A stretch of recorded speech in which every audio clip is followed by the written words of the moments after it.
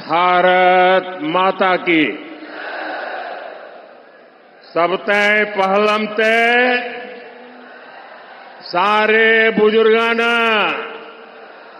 भाई बहना और नौजवान साथियों ने राम राम।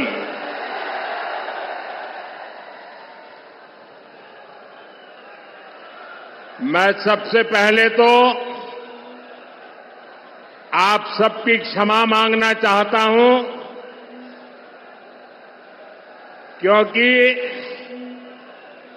हमारी पार्टी के यहां के साथियों ने ये जो पैंडल बनाया वो छोटा पड़ गया और इतने ही लोग बाहर धूप में तप रहे हैं।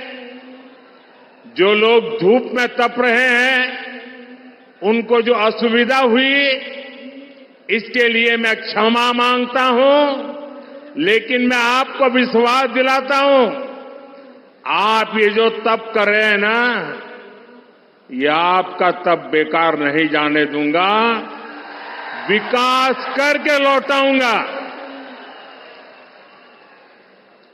साथियों, अग्रोहा धाम, गुरु जंबेश्वर, खाटू श्याम जी और माता भनभोरी ब्राह्मरी देवी को मैं सर झुका के प्रणाम करता हूं। ये राखी गढ़ी की धरती है। ये क्षेत्र देश प्रेम और प्रकृति प्रेम दोनों के लिए जो बलिदान दिए गए हैं उसको यहां के लोग आज भी स्मरण करके पूरी मानव जात को प्रेरणा देते हैं। यहां अंग्रेजों की क्रूर तोपों के भी जख्म है, तो यहां पेड़ों की रक्षा के लिए बिश्नोई समाज के तप और त्याग की मिसालें भी हैं। यहां के विकास में स्वर्गीय भजनलाल जी का भी बड़ा योगदान है, आज भी लोग याद करते हैं। और ये मेरा सौभाग्य रहा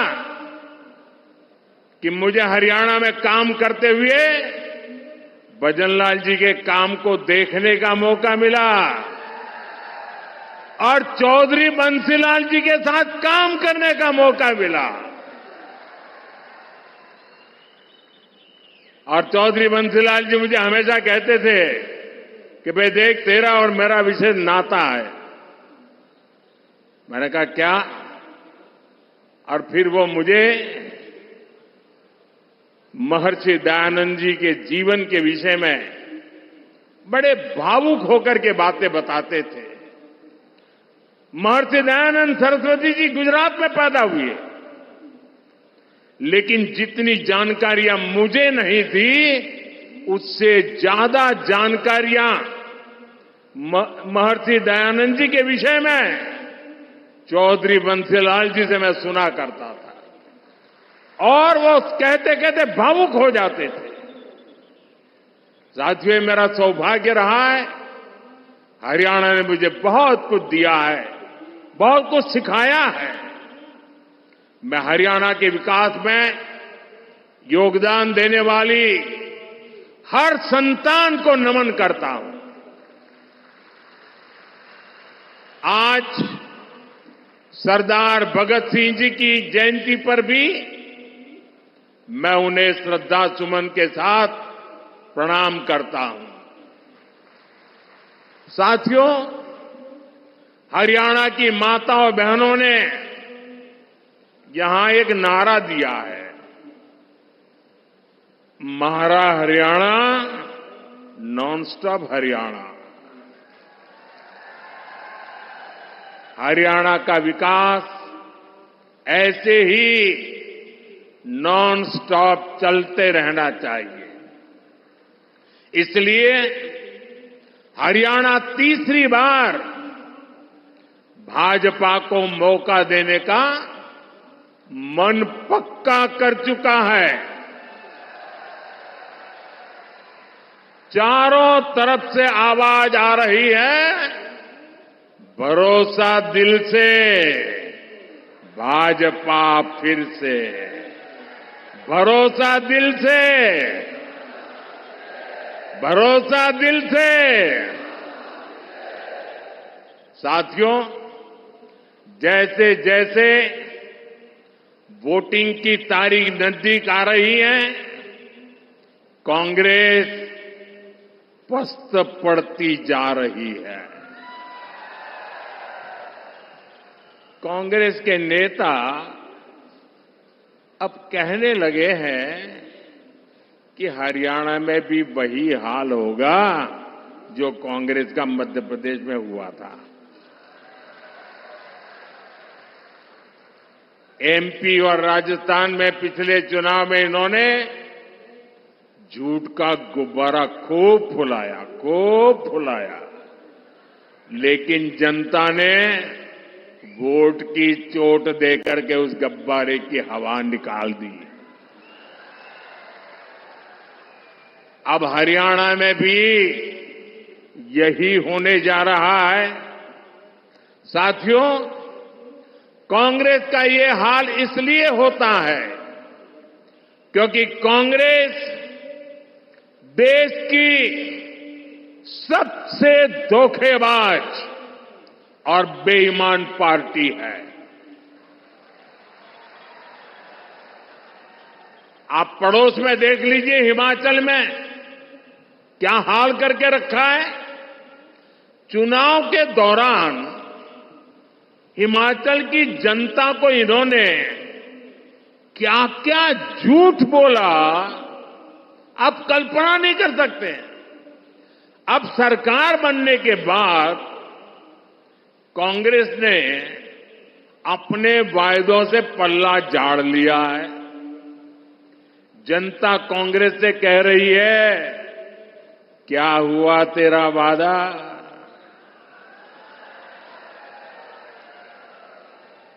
और कांग्रेस जनता से पूछ रही है, तुम कौन? दिल्ली के शाही परिवार ने झूठ बोलकर हिमाचल के लोगों को फंसा दिया। आज हिमाचल में कर्मचारियों को उनकी सैलरी और डीए देने तक इनके पास बजट नहीं है। साथियों, जहां कांग्रेस होती है वहां कभी भी स्थिरता नहीं आ सकती। जो पार्टी अपने नेताओं के बीच एकता नहीं ला सकती, वो राज्य में स्थिरता कैसे लाएगी? आप देख रहे हैं कि कैसे यहां कांग्रेस में मुख्यमंत्री बनने के लिए मारामारी मची है। बापू भी दावेदार है और बेटा भी दावेदार है, और दोनों मिलकर बाकियों को निपटा लेने लगे हैं। और ये सब देख करके हरियाणा के जागरूक नागरिक कांग्रेस को निपटाने में लग पड़े हैं। कुछ लोग ऐसे हैं जिन्होंने तन मन धन से दिल्ली के शाही परिवार की सेवा की है। अब वो भी पूछ रहे हैं कि उनसे क्या गलती हुई।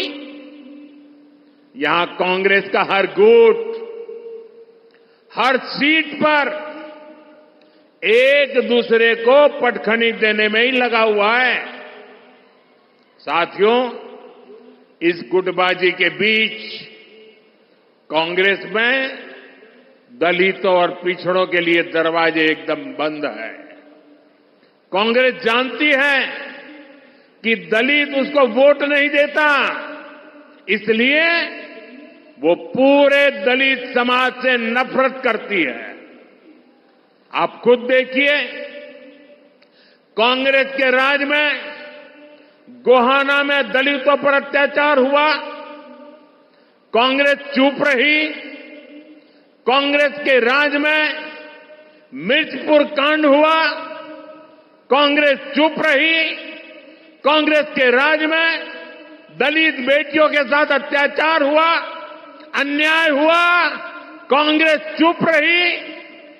आज कांग्रेस का शाही परिवार कह रहा है कि दलितों और पिछड़ों का अमेरिका में जाकर के बोले वो दलितों पिछड़ों का आरक्षण खत्म कर देंगे। कांग्रेस ने दलितों पर जो अत्याचार किया है उसे दलित समाज कभी भी भूल नहीं सकता। इसलिए मैं हरियाणा में जहां भी गया मैंने देखा कि कांग्रेस को कोई भी घुसने नहीं देता। साथियों, भाजपा सर्व समाज की भागीदारी सुनिश्चित कर रही है। हमारे मुख्यमंत्री सैनी जी सबको साथ लेकर आगे बढ़ रहे हैं। अब देखिए, हमारी सरकार ने हरियाणा के मुख्यमंत्री निवास का नाम कबीर कुटीर रखा है। यहां हिसार में ही दलित परिवारों में भी जो वंचित हैं उनके बच्चों के लिए बने कबीर छात्रावास का फंड भी भाजपा ने बढ़ाया।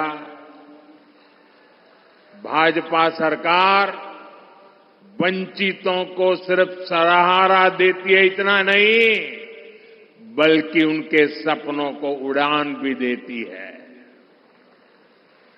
साथियों, जिनको कोई नहीं पूछता, मोदी उनको पूजता है।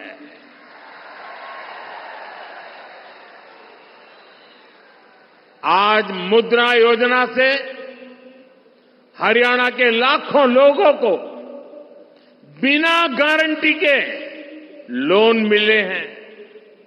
ये गरीब, दलित, पिछड़े, आदिवासी परिवारों के लोग हैं। मोदी ने रेहड़ी, ठेले, पटरी पर काम करने वाले अपने भाई बहन का भी ध्यान रखा है। ये कोई धन्ना सेठ नहीं है, ये गांव, गरीब, दलित, पिछड़े परिवारों के मेरे भाई बहन हैं। कांग्रेस ने इनको कभी नहीं पूछा, इनकी गारंटी भी आपके इस बेटे ने ही ले ली है। बैंक में अब उनको गारंटी नहीं देनी पड़ती, गारंटी मोदी देता है।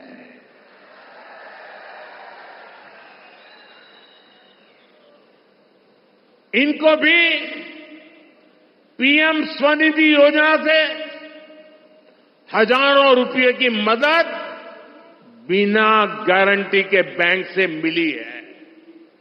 साथियों, कांग्रेस इतना बड़ा स्वार्थी दल है कि उसे वोट के अलावा कुछ नहीं दिखता। कांग्रेस ने किसानों को भी हमेशा वोट बैंक के रूप में ही देखा है। कांग्रेस ने हमेशा किसानों को पानी के लिए तरसाया है, जबकि भाजपा उनकी समस्याओं का समाधान कर रही है।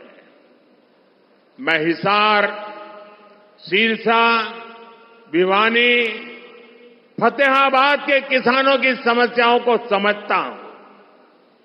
हिसार के कुछ हिस्सों में जो सेम की समस्या आ रही है, उसकी जानकारी भी सरकार को है।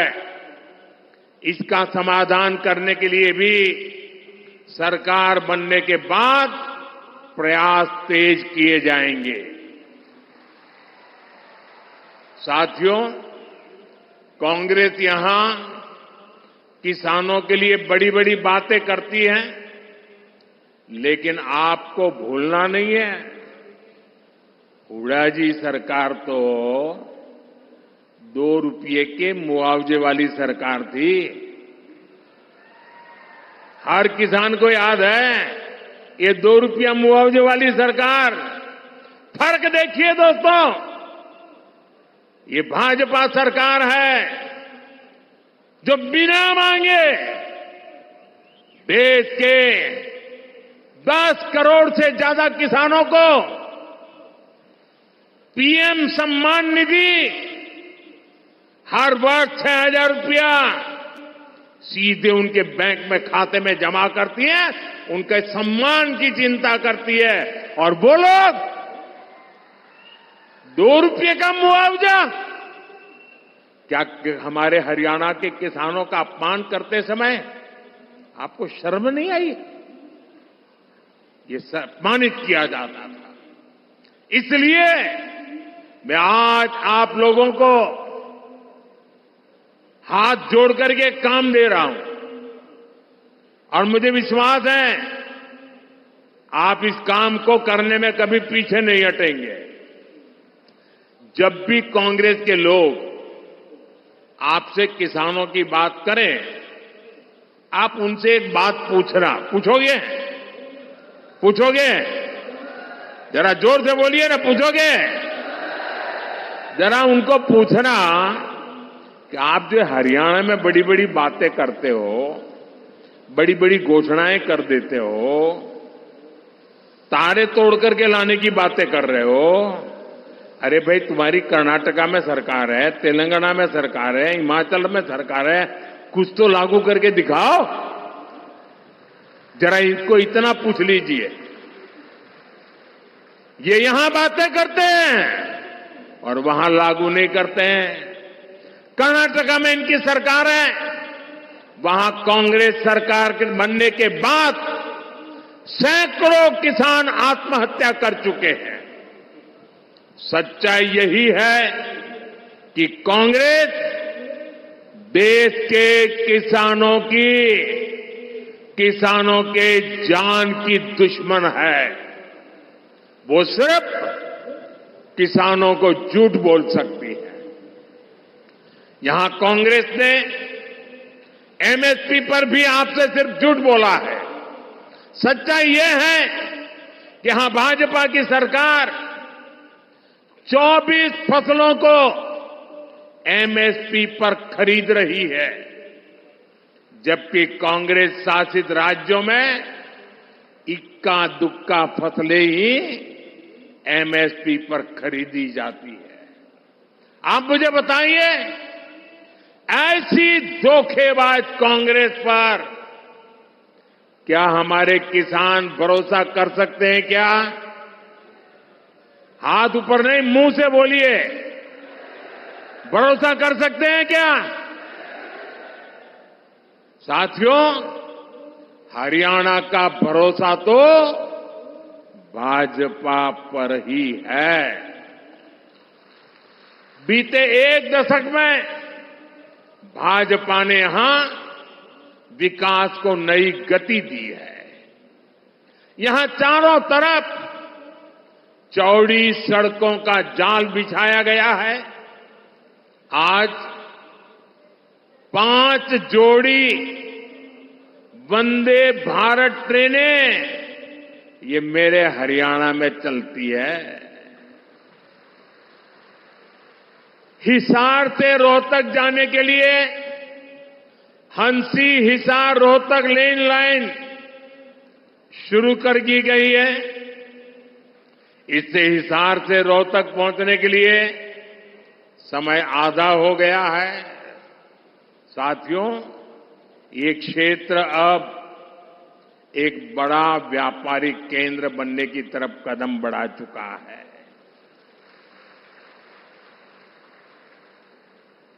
हिसार एयरपोर्ट बनने से यहां नए उद्योगों को बढ़ावा मिलेगा। और आज मुझे बता रहे हैं कि इतना बड़ा जहाज पहली बार यहां उतरा है और मुझे आने का सौभाग्य मिला है। और भाजपा सरकार बनने के तुरंत बहुत ही कम दिनों में इसका कॉमर्शियल कामकाज भी शुरू हो जाएगा दोस्तों। और इसका फायदा व्यापार उद्योग के साथ साथ यहां के किसानों को भी होने वाला है। अब किसानों की उपज आसानी से कम समय में विदेश निर्यात कर पाना संभव हो पाएगा। और आज हिंदुस्तान के किसानों के द्वारा पैदावार की गई चीजें दुनिया के बाजार में गर्व से बिक रही है। इससे व्यापारियों को, दुकानदारों को, किसानों को, हर किसी को फायदा होने वाला है। हमारा प्रयास यही है कि यहां नए उद्योग लगे। हम चाहते हैं यहां दुनिया भर से निवेशक आए ताकि युवाओं को ज्यादा से ज्यादा रोजगार मिले। साथियों, कांग्रेस ने यहां के युवाओं पर भी दोहरा वार किया है। एक तो कांग्रेस के समय में बिना खर्ची पर्ची के सरकारी नौकरी नहीं मिलती थी। दूसरा, घूस देने के लिए गरीब को खेत तक बेचने पड़ते थे। भाजपा ने बिना खर्ची पर्ची नौकरियां दी। और यही बात कांग्रेस को अखर गई है। इसलिए कांग्रेस की भर्ती रोको गैंग ने युवाओं को नौकरियां देने पर ब्रेक लगवा दिया। कांग्रेस की भर्ती रोको गैंग को इस चुनाव में मेरे सभी नौजवान उनको जरा सबक सिखाइए ताकि आपके भविष्य को ताला लगाने का पाप न करे। साथियों, कांग्रेस सिर्फ लूट खसूट ही नहीं करती बल्कि निर्लज्जता से उसका बचाव भी करती है। कांग्रेस के राज में कैसे दलालों और दामाद का ही बोलबाला था, ये मैंने हरियाणा की जनता के सामने रखा। अगर किसी को पछतावा होता, किसी को अगर दो आंख की भी शर्म होती, तो वो हरियाणा की जनता से माफी मांगता। लेकिन कांग्रेस के लोगों ने आपसे माफी नहीं मांगी, बल्कि बड़ी बेशर्मी से दलालों और दामाद का बचाव कर रहे हैं। कांग्रेस के इस रवैये से नाराज होकर अब हरियाणा की जनता कांग्रेस के विरुद्ध खड़ी हो गई है। अब जनता खुद इनका कच्चा चिट्ठा बाहर निकाल रही है। आप भी देख रहे हैं कैसे हर रोज इनके समय के घोटालों के नए नए कागज सामने निकल करके आ रहे हैं। साथियों, हरियाणा के लोग हर गांव, हर गांव सह सकते हैं, लेकिन हरियाणा के लोग देश के विरुद्ध कोई बात सह नहीं सकते। हरियाणा के लोग कट्टर देशभक्त है। देश की बात आती है तो हरियाणा वाले सब कुछ भुलाकर एकजुट खड़े हो जाते हैं। इसलिए कांग्रेस का असली चेहरा भी आपको याद रखना है, आज की कांग्रेस अर्बन नक्सलियों के चंगुल में है। मैं कोई ढकी छुपी बात नहीं कर रहा। कांग्रेस के नेता विदेश जाते हैं तो किससे मिलते हैं? ये उन लोगों से मिलते हैं जो भारत के दुश्मनों की भाषा बोलते हैं। कांग्रेस के इंटरनेशनल पार्टनर वो लोग हैं जो दुनिया भर में भारत को बदनाम करने में जुटे हैं। विदेश में जाकर कांग्रेस के नेता वही भाषा बोलते हैं जो भारत का बुरा चाहने वालों को पसंद आती है। आप भी सोचिए, आखिर क्यों पाकिस्तान कांग्रेस का समर्थन करता है? कांग्रेस की नीतियों को पाकिस्तान को पसंद आती है। साथियों, हरियाणा के लोगों को कांग्रेस के वादों इरादों से बहुत सावधान रहना है। कांग्रेस ने कहा है कि वो जम्मू कश्मीर में फिर से 370 वापस लाना चाहती है। कांग्रेस फिर से पत्थरबाजी और बम बंदूक को हवा देना चाहती है। जिन पत्थरबाजों ने हरियाणा के बेटे, फौजी बेटे जो वहां ड्यूटी कर रहे थे, वहां के पत्थरबाजों ने उनको लहूलुहान कर दिया। अब कांग्रेस ऐसे लोगों को रिहा कराना चाहती है। अब बताइए, ये अर्बन नक्सली कांग्रेस किसके साथ है? ऐसी कांग्रेस को हरियाणा का किसान, हरियाणा का नौजवान और हरियाणा की माताएं बहनें क्यों पसंद करेगी, क्यों वोट देंगी? साथियों, आज 28 सितंबर है। मैं आपको याद कराता हूं, 28 सितंबर की रात को ही हमने सर्जिकल स्ट्राइक की हुई थी। भारत ने आतंक के आकाओं को बता दिया था कि भारत अब घर में घुसकर मारता है। और कांग्रेस ने क्या किया था? कांग्रेस ने हमारी सेना से सर्जिकल स्ट्राइक के सबूत मांगे थे। यही कांग्रेस है जिसने हमारे सेनाध्यक्ष को गली का गुंडा कहा था। कांग्रेस ने हमारी सेना के बजाय दुश्मनों के झूठ पर विश्वास किया। क्या देशभक्त हरियाणा के लोग ऐसी कांग्रेस को बर्दाश्त करेंगे?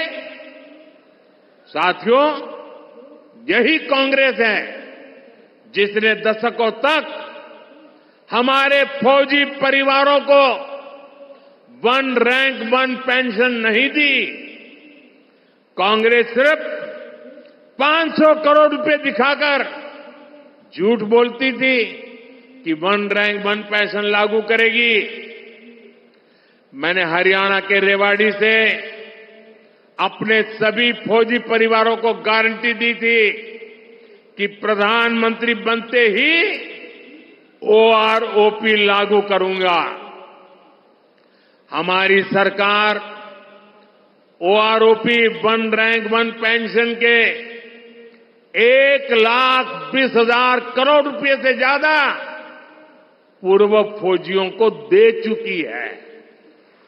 यहां हरियाणा के 1.5 लाख पूर्व सैनिकों को भी 10,000 करोड़ रुपए से ज्यादा पैसे उनके खाते में जमा हो चुके हैं। 1 रैंक 1 पेंशन ओआरओपी उदाहरण है कि कांग्रेस कभी फौजियों का भला नहीं सोच सकती। साथियों, भारत में आज अगर सबसे बड़ा सांप्रदायिक दल कोई है तो वो सांप्रदायिक दल भी कांग्रेस पार्टी है। कांग्रेस की सांप्रदायिकता की सजा हरियाणा भी भुगत रहा है। कांग्रेस तुष्टीकरण के लिए ऐसी मानसिकता को बढ़ावा दे रही है जिससे हमारी बहन बेटियों पर हमले हो रहे हैं। आपने कांग्रेस के विधायक की धमकी जरूर सुनी होगी। वो कहता है कि कांग्रेस जीती तो लोगों को अपना घर बार छोड़ना होगा। अभी ये आलम है, सत्ता तो मिली नहीं है, मिलने की संभावनाएं नहीं है, लेकिन जनता को पर जुल्म करने की बातें कर रहे हैं। अगर ऐसे लोगों को सत्ता मिल गई तो क्या होगा, ये सोच करके भी रोंगटे खड़े हो जाते हैं।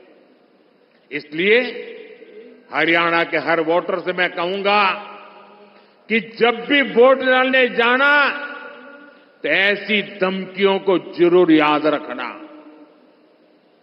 साथियों, हरियाणा की जनता और हरियाणा भाजपा के कार्यकर्ता एक साथ मिलकर विकास को नई गति देने के लिए तैयार है।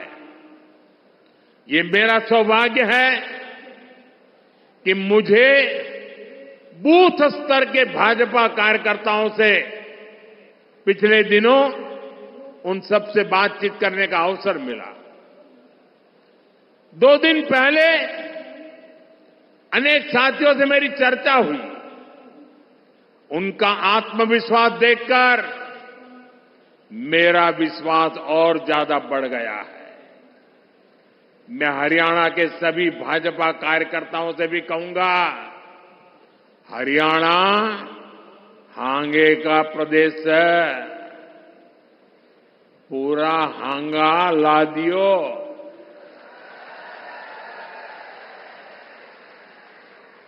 हमें दिन रात जुटना है।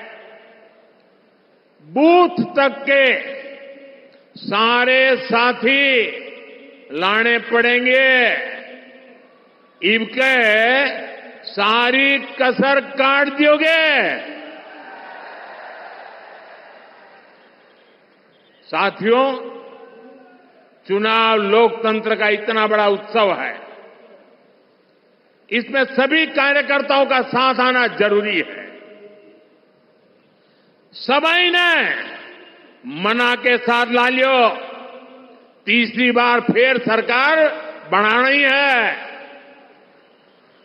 और मैं अभी जब नीचे सबसे मिल रहा था तो सब पुरानी पुरानी बातें याद करा रहे थे। कई लोग बता रहे थे, आप मेरे घर आए थे, आपने मेरे यहां खाना खाया था, आप मेरे स्कूटर पर आए थे। सारे पुराने पुराने साथी अभी मिलते हैं तो याद कराते हैं। एक साथी ने याद कराया कि मैं जब यहां चुनाव लड़वाता था हरियाणा में, बोले वो मंत्र जरूर दीजिए। मैं हमेशा कहता था सबसे मजबूत मेरा पोलिंग बूथ, यही हमारा मंत्र होना चाहिए। और मैं आज हिसार में सार्वजनिक रूप से कहता हूं,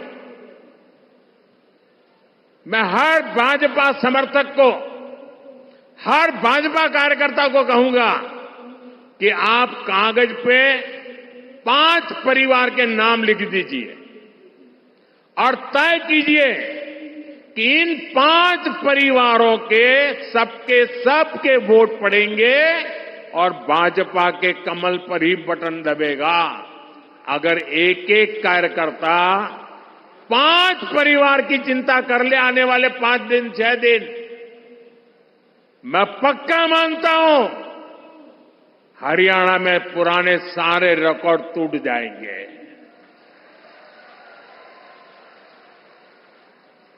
मैं एक बार फिर इतनी बड़ी संख्या में यहां आने के लिए आप सभी को धन्यवाद देता हूं।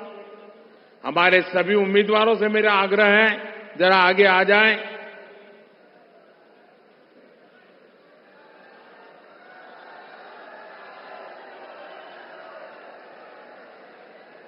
आप सबके आशीर्वाद उनको मिले, ये प्रार्थना करने के लिए मैं आया हूं।